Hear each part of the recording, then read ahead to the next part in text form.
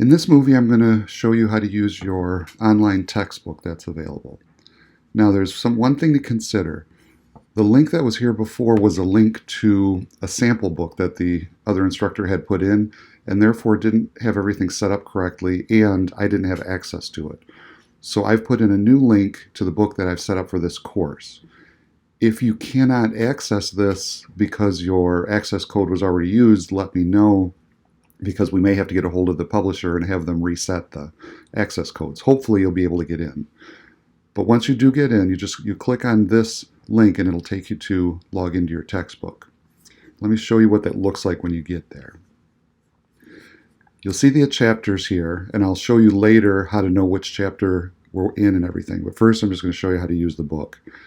If you click in chapter 3, you have these resources in here.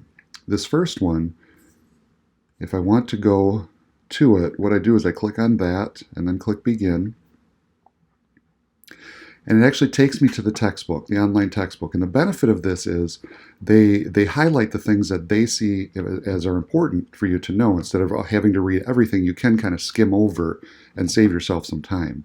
So you can go through by clicking here to get to the next pages, or just the next section, or even the next highlighted part. But if I click to the next section, what you'll see is here they've highlighted things. So they're pointing out these points here are very important for this. So really it's there to save you some time.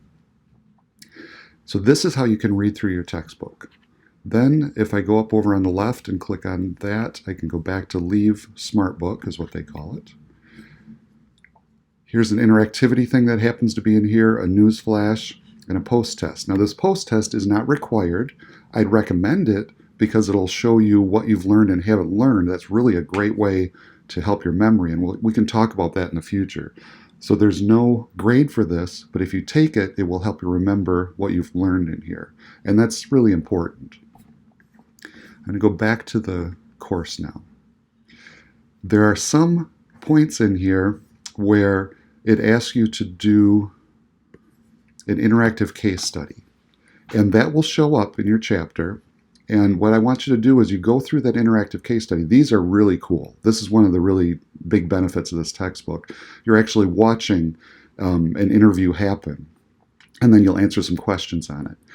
The book, the Connect book, gives you the option to answer those questions in the book. What I want you to do is answer them on a Word document or whatever, and then upload them here like a regular assignment.